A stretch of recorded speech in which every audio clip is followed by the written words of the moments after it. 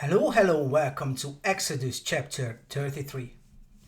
Imagine being promised everything you've ever wanted: peace, blessings, and a future filled with abundance. But there's a catch. You have to go without God. Would you take it? That's the dilemma the Israelites faced in Exodus 33 after their sin with the golden calf. God was offering them the promised land, but His presence wouldn't go with them. So this chapter brings us to a critical question. What is more important, the blessings of God or the presence of God? Let's explore how Exodus 33 highlights our need for God's presence, the role of a mediator, and how this all points to Jesus. So let's talk about the need for God's presence. So after the Israelites' rebellion, God tells Moses to lead them to the promised land, but He makes it clear He won't go with them. So though He promises to send an angel to guide them, the people are heartbroken. They understood that without God's presence, no amount of blessings could satisfy. This reveals the truth for our lives as well. We can have all the blessings in the world, but without God walking with us, it's not enough. Jesus offers us the same assurance of God's presence. In Matthew 28:20, He says, "I am with you always to the very end of the age." Through Christ, we are never alone. His presence is what we need most.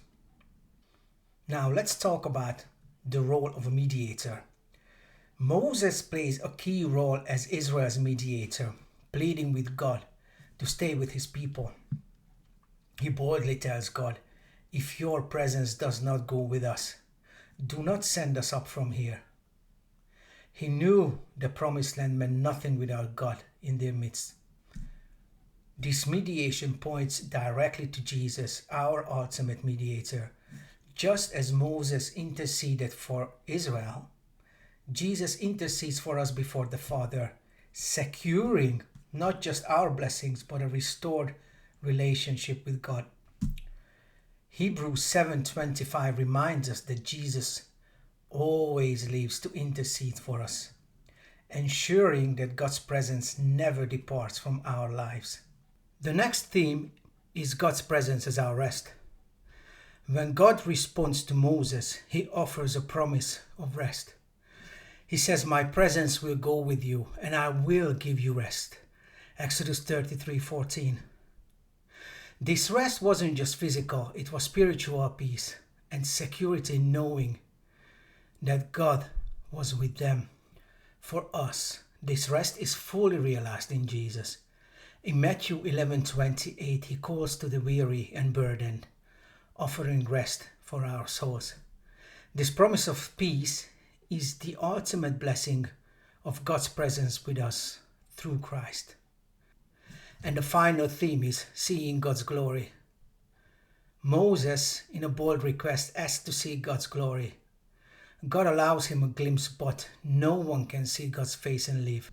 Yet through Jesus, we see the glory of God fully revealed.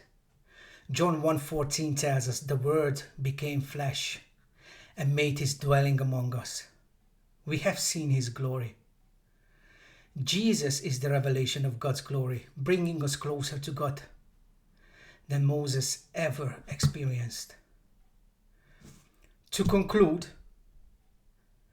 let's talk about God's faithfulness despite sin. So even after the Israelites sinned, God remained faithful. Though He initially said He wouldn't go with them, He relented because of Moses' intercession. This points us to the ultimate faithfulness of God through Jesus. Despite our failures, Jesus bridges the gap, ensuring we never have to walk without God. Exodus 33 shows us that while God's blessings are wonderful, what we need most is His presence. Through Jesus, we have the gift of walking with God every step of the way, never alone, always guided by His love and grace. Amen.